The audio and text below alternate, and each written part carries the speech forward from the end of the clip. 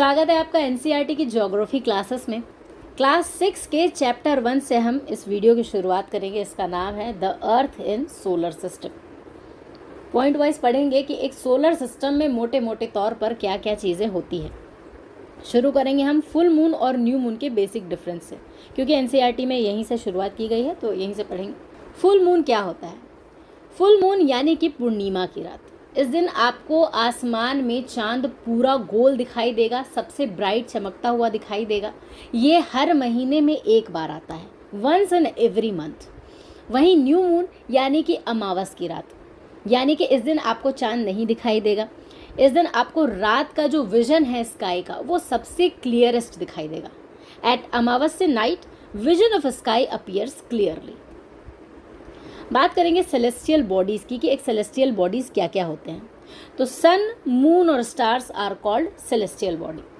Some are big, some are small stars.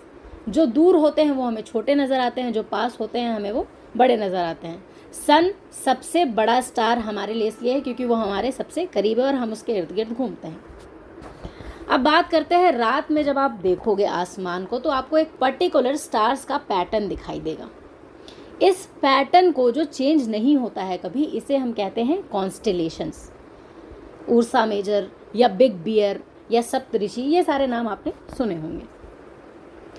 पुराने ज़माने में लोग डायरेक्शंस का पता पोल स्टार से लगाते थे, क्योंकि वो अपना डायरेक्शन चेंज नहीं करता था, वो स्थिर रहता था एक जगह से, और क्योंकि वो नॉर्थ में, उत्तर की दिशा में होता है, उसे नॉर्थ स्टार भी कहते हैं। सारे सेलेस्टियल बॉडीज़ के पास अपना लाइट नहीं होता है। कुछ सेलेस्टियल बॉडीज़ के पास होते हैं, कुछ के पास नहीं होते हैं। तो जिनके पास नहीं होते हैं वो दूसरे सेलेस्टियल बॉडीज़, जो शाइनिंग सेलेस्टियल बॉडी है, उसके थ्रू, उसके लाइट से उन्हें हम देख सकते हैं। और जिनके पास अपना लाइट नहीं होता है उसे हम प्लैनेट्स कहते हैं। हमारे प्लैनेट का नाम क्या है? अर्थ, जिसमें हम रहते हैं। बात करेंगे मून की। तो मून अर्थ का नेचुरल सैटेलाइट है। सैटेलाइट मतलब किसी पर्टिकुलर चीज़ के इर्द गिर्द घूमना, वो उसका सैटेलाइट होता है। ये अर्थ के चारों ओर परिक्रमा करता है। अर्थ के अलावा 7 और ऐसे प्लैनेट हैं जो सन से हीट और लाइट रिसीव करते हैं और उनके अपने अपने मून हैं। अब आते हैं द सोलर सिस्टम। हमारे सोलर सिस्टम में कौन कौन है? सन, 8 प्लैनेट्स, सैटेलाइट्स और छोटे छोटे सेलेस्टियल बॉडीज़, एस्टेरॉइड्स, मेटेरॉइड्स, उल्कापिंड भी हम इसे कहते हैं। और इस सोलर सिस्टम का हेड है सन, जो हमारा सोर्स ऑफ एनर्जी है। सन क्या है? एक्सट्रीमली हॉट गैसेस से बना हुआ है हमारा सन, जिसके पुलिंग फोर्स यानी कि खींचने की शक्ति से सारे प्लैनेट्स एक पर्टिकुलर जगह पे स्थिर हैं, बंधे हुए हैं, और वो उसकी परिक्रमा करते हैं। इतना गर्म होने के बावजूद सन की गर्मी हम तक कैसे नहीं पहुंचती, अगर वो इतना हॉट गैसेस से बना है और इतना बड़ा है तो? क्योंकि हमारी दूरी उससे कई ज़्यादा है, 150 मिलियन किलोमीटर। अब बात करेंगे प्लैनेट्स की। सन के बाद अब 8 प्लैनेट्स ऐसे हैं जो सन के इर्द गिर्द एक पर्टिकुलर पाथ पे घूमते हैं। क्रोनोलॉजिकली देखें तो सबसे करीब है मरकरी, उसके बाद है वीनस, उसके बाद अर्थ, फिर मार्स, फिर जुपिटर, सैटर्न, यूरेनस, एंड सबसे दूर जो है वो है नेपट्यून। ये हमारे प्लैनेट्स हैं। इनका एक फिक्स पाथ है जिसे हम क्या कहते हैं? ऑर्बिट। प्लैनेट्स का जो पर्टिकुलर फिक्स पाथ है उसे हम उसका ऑर्बिट कहते हैं। मरकरी सन के सबसे ज़्यादा करीब है और वो 88 डेज में एक सन का चक्कर कंप्लीट करता है, अर्थ के हिसाब से 88 डेज में। सेकेंड है वीनस। इसे अर्थ की ट्विन सिस्टर भी कहते हैं क्योंकि ये करीब करीब अर्थ के ही साइज़ की है। थर्ड है अर्थ, जिस पे हम रहते हैं। साइज में ये 5वां सबसे बड़ा प्लैनेट है। बात करें अर्थ के शेप की तो इसके शेप को हम जियोइड कहते हैं, GEOID, जियोइड। ऐसा क्यों कहते हैं? क्योंकि ये पोल्स की तरफ से, यानी कि ऊपर और नीचे, साउथ और नॉर्थ की तरफ से हल्का सा फ्लैट है और इक्वेटर की तरफ से थोड़ा सा बल्ज है, निकला हुआ है, इसलिए इसे जियोइड, इस शेप को जियोइड कहते हैं।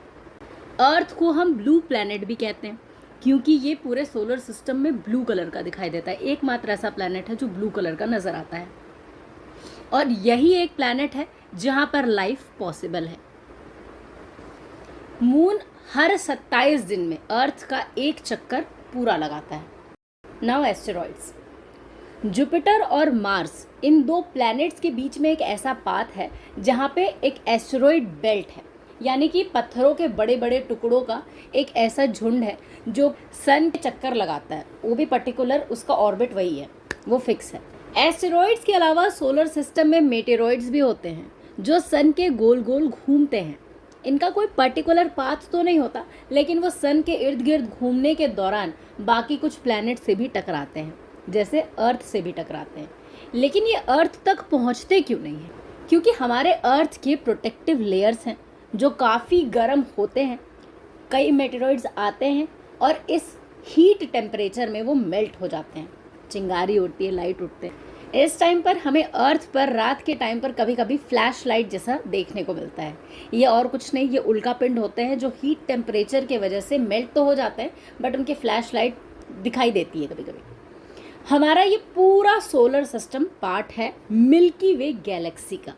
पुराने ज़माने में इसे रिवर ऑफ लाइट्स भी कहा जाता था, यानी आकाश गंगा। अब ये गैलेक्सी क्या है? Galaxy is a huge system of billions of stars and clouds of dust and gases, और इन्हीं मिलियंस ऑफ गैलेक्सीज से बना है हमारा यूनिवर्स, यानी कि ब्रह्मांड।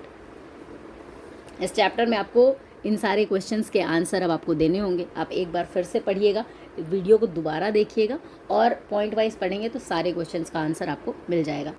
कमेंट बॉक्स में आप एनसीईआरटीज़ के जो MCQs है उसके आंसर्स आप लिखिए।